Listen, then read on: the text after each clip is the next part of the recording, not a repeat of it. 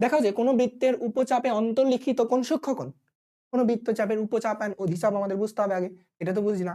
ধরো একটা বৃত্ত এইটা, আবার আগের মতো একটা কি এরকম আমি কেন্দ্র নিলাম, দেখো এইটা এইটা, দেখো এটা এ এটা বি, দেখো তো এখানে দুটো চাপ হয়ে গেছে, এইদিকে একটা চাপ ছোট্ট চাপ, এইদিকে একটা বড় চাপ। এই যে বড় চাপটার নাম হচ্ছে অধিচাপ, ছোট চাপটার নাম হচ্ছে আমাদের উপচাপ। এই উপচাপ আর অধিচাপ জিনিসটা বুঝছি, ওকে বুঝে থাকি তাহলেই হলো। নাম দিই, এটা ধরো এ বি, এখানে এক্সট্রা একটা নাম দিলাম সি, এখানে নাম দিলাম ডি। তাহলে এখানে আমাদের প্রমাণ করতে হবে এই লাইনটা কোন জায়গা থেকে আসলো। এবার দেখো এটার নাম দিলাম ছোট্ট একটা ডি। তো এখানে বলছে উপচাপে অন্তর্লিখিত কোণ স্থূলকোণ, উপচাপ কোণটা নিচেরটা না, এখানে একটা অন্তর্লিখিত কোণ বলছে। উপচাপে আমি যে একটা কোণ আঁকি, ধরো এইখান থেকে একটা কোণ আঁকলাম, দেখো এই উপচাপে দেখো একটা কোণ তৈরি হয়ে গেছে না, এই কোণ, এই কোণটাকে নাম দিলাম আমি ধরো এক্স কোণ। আমাদের প্রমাণ করতে হবে এই কোণটা হচ্ছে আমাদের কি স্থূল কোণ, মানে কি 90 ডিগ্রি থেকে বড় কোণ, আসলে স্থূল কোণ। এমসিকিউর জন্য মাথায় রাখবা যে আমাদের উপচাপে অন্তর্লিখিত কোণ স্থূল কোণ, অধিচাপে অন্তর্লিখিত কোণ সূক্ষ্ম কোণ। এমসিকিউ আসে, ডিরেক্ট আসে। উপচাপে অন্তর্লিখিত কোণ কোনটি, স্থূল কোণ, সূক্ষ্ম কোণ, না আমাদের অন্য কোণ, পুরো কোণ, হাবি যাবে কিছু দেওয়া থাকবে। আচ্ছা যাই থাক, আমাদের প্রমাণ করতে হবে এটা আমাদের স্থূল কোণ। এর জন্য আমাদের কি করতে হবে সেটার দিকে লক্ষ্য করো। তুমি এক কাজ করো, এখান থেকে এই লাইনটাকে টানো, এটা আমাদের বৃত্তের ব্যাস, এটা আমাদের কাঙ্ক্ষিত সেই বৃত্তের ব্যাস, ঠিক আছে। তুমি এবার এক কাজ করো তো, এই লাইন থেকে এইটাকে টানো, ঠিক আছে।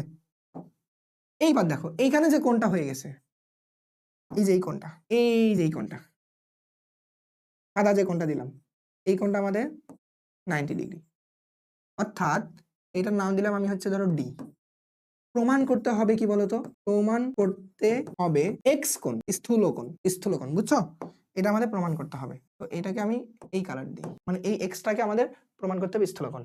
মজার বিষয় হচ্ছে দেখো, যখন আমি এটা বৃত্তের ব্যাস টানছি, এ সি বি ডি এই অংশটুকু, এই দেখো তো এই অংশটুকু আছে না আমাদের, এইখান থেকে শুরু করে এই অংশটুকু, এটা কিন্তু বৃত্তের অর্ধেক হয়ে গেছে, মানে অর্ধবৃত্ত হয়ে গেছে, কারণ বৃত্তের ব্যাস একটা বৃত্তকে অর্ধেক করে ফেলে। তো এটা আমাদের অর্ধবৃত্ত না, বলো মনোযোগ দাও একটু, এটা কিন্তু আমাদের অর্ধবৃত্ত। আচ্ছা এই অর্ধবৃত্তের উপর, মানে ব্যাসের দুই প্রান্ত থেকে অর্ধবৃত্তের উপর তুমি যে কোণে আঁকবা, ওই কোণটা কত হয় বলো, 90 ডিগ্রি হয় না। এই কনসেপ্টটা অন্তত আমরা জানি যে অর্ধবৃত্তস্থ কোণ সর্বদাই আমাদের কি বলো 90 ডিগ্রি, রাইট, আমরা ওইটাই লিখবো।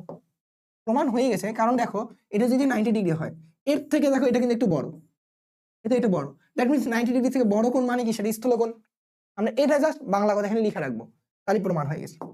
চিত্রটা এখানে মেইন ছিল, কারণ তোমার চিত্রটা না হলে স্যার বুঝতো না, কারণ আমি লিখবো এখানে ত্রিভুজ অফ এ সি ডি, এর ক্ষেত্রে এ সি ডি সমকোণ, সমকোণ, বুঝছো, আমি কিন্তু ডিরেক্ট প্রমাণটা করে দিচ্ছি।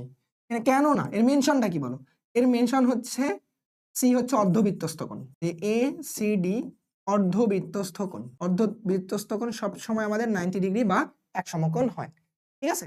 এইবার যেহেতু যেহেতু যেহেতু এসি, এই যে এসি বি কোণ, দেখো যে এসি বি কোণ, বি কোণ is equal to AC D কোণ প্লাস, মানে এসি ডি কোণের সাথে আরো কতটুকু অ্যাড করা লাগতেছে বলো, বি সি ডি কোণ, এই অংশটুকু বি সি ডি কোণ সামথিং অ্যাড করতেছো, অতএব এসিডি এসি বি কোণ কোণ এক সমকোণ অপেক্ষা বড়, এক সমকোণ অপেক্ষা বড়, অপেক্ষা বড়, ঠিক আছে, এক সমকোণ অপেক্ষা বড়। অতএব তাহলে আমরা একে কি বলতে পারি, অতএব এসিবি বা এক্স কোণ একটি স্থূল কোণ, প্রমাণিত। বুঝো একবার ভালো করে বোঝো বিষয়টা, এখানে কি করছি, আমাদের এই অংশটুকুকে আলাদা করে রাখি, ঠিক আছে, বুঝছো তো, এটা আমাদের চিত্রের অংশটুকু ছিল, একটা ক্লিয়ার।